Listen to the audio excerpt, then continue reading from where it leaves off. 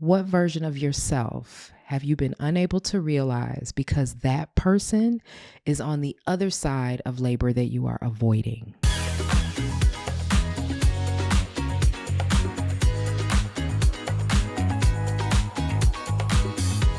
Welcome back to the Humaning Well podcast.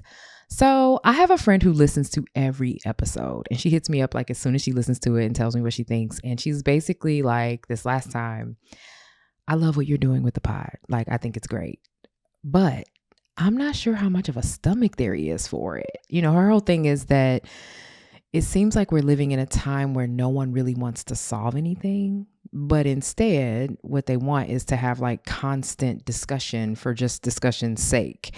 And part of that is that we have the internet now. And so there are a lot of people who make money talking.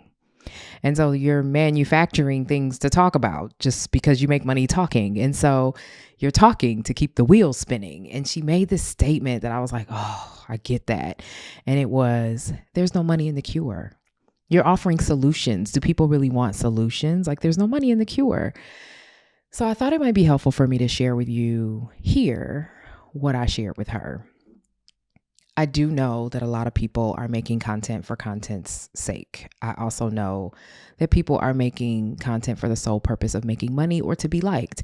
And that's not my ethos. I'm doing this because I want to be impactful and I want people to experience better because from a selfish perspective, I am tired of experiencing everyone having so much angst and anger and frustration and overwhelm and that impacting everything. And so this is my way of trying to address that. And I'm hoping that as we experience more and more changes, like changes in how the government works and how that's going to make things more uncomfortable. And then there's more changes in terms of the deterioration about, you know, how people are engaging with each other. And that makes things more uncomfortable. And then you have, you know, this whole new generation of folks entering the workplace who barely know how to people because they've grown up building relationships almost exclusively on the internet. And that makes things uncomfortable. I'm just hoping that at some point, people realize that you get a say in your experience and that you are willing to take the uncomfortable steps to shape it. I mean, you're uncomfortable anyway, right? So like it may as well be for something that you want, you know, like why not? So yes, it's true. There's no money in the cure. Got it.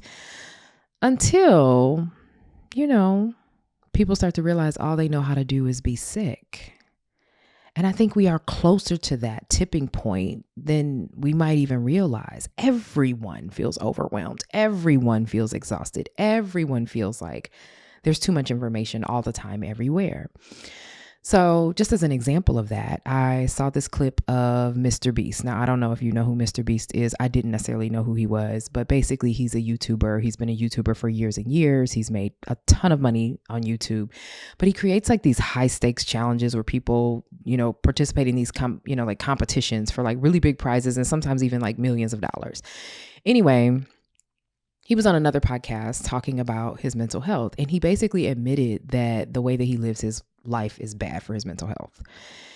And the part that really took me out was that he literally said, no one has the followers I have and no one does the things that I do because I'm willing to push past my mental health to keep working. And I kept listening for like, but why? But why? And the entire video clip, he doesn't really seem to have any real reason beyond being the most well-known and having the most followers. Like, and it wasn't even about just money. I think, you know, he started out wanting to make money, but like he expresses repeatedly in the clip that like, yeah, I mean, most people wouldn't do what I do. You know, they would have hit their financial goal and it would have been it. But I keep pushing. And I just kept saying like, to what end? Like for what? And it was heartbreaking. Like, just like what is your why beyond just doing? And he's literally just making content for content's sake. He isn't fulfilled. He isn't joyful. He is literally getting his dose of dopamine on a regular basis from likes and follows. But like, we aren't meant to live on just dopamine. It's not even a reasonable request. It's completely unhealthy. There are also other really good feel good chemicals that you need, like serotonin and endorphins, we need those too. Anyway, that was a really long segue to what I want to talk about in this episode. So the journey to humaning well is being willing to do the hard things. And for some of us, the hard thing is admitting that what we're doing isn't what we want to do anymore. We tend to think of wellness as, this utopia of spa days and time at the beach and reading books and long walks and, copious massages. I mean, maybe that's just me. And that can be part of it. I want to be very honest. It absolutely can. But being well is labor. Being well is work. It's intentional work. It's a commitment. Deciding that you need to add movement to your life is labor. That's why, beginning of the year, the gym's always full. And then after a few weeks, it's not anymore.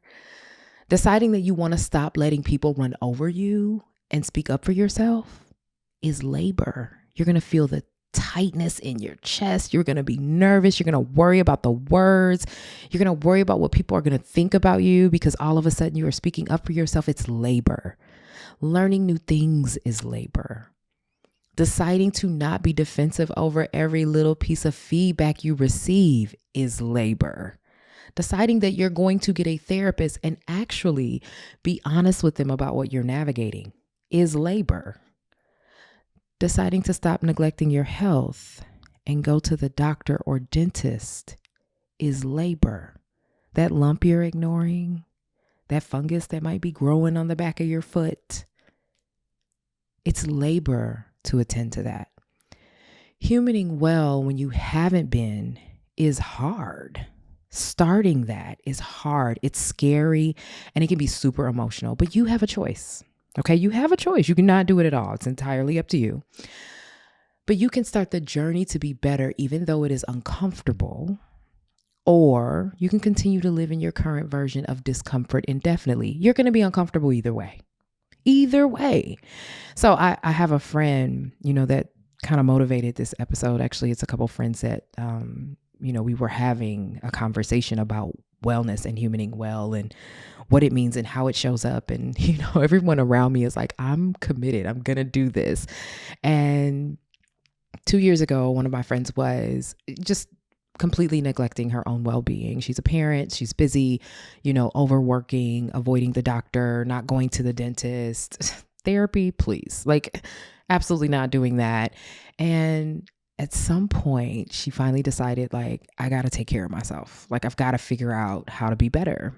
And part of that is because she got an unexpected cancer diagnosis. When she got the cancer diagnosis, through the blood work in the process, she also learned she was pre-diabetic. She also discovered, that she had some dental work that she needed. She knew she had tooth pain, but she had been ignoring it. Okay. And so as all of this is hitting her, she was sad and hurt. And I just remember that time, her navigating this, she was so defeated, but she stuck with it. She's like, I gotta be okay. All right. I want to be better. And so she continued the path. And some days were tearful.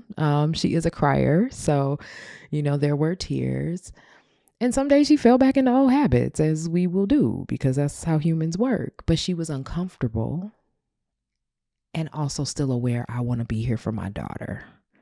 My wellness needs to be a priority because I want my daughter to see me be well. I want her to want to be well. And so just this week, she shared with me her A1C is completely under control.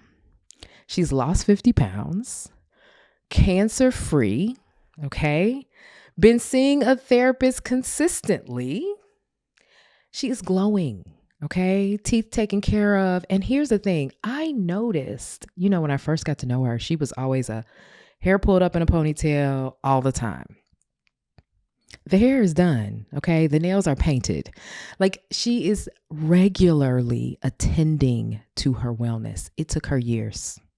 And it was uncomfortable. But at some point she realized it is no more uncomfortable than living day to day, feeling unwell and pretending I am fine.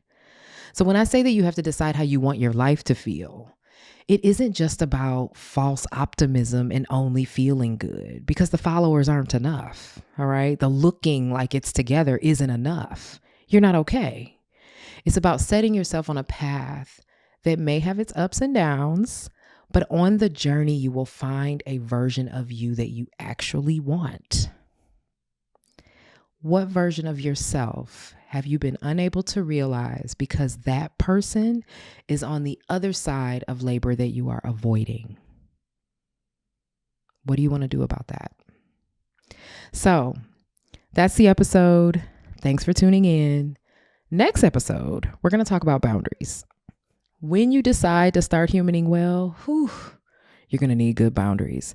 So we're going to talk about those next and a few other things. Thanks for joining me, and I'll see you next week.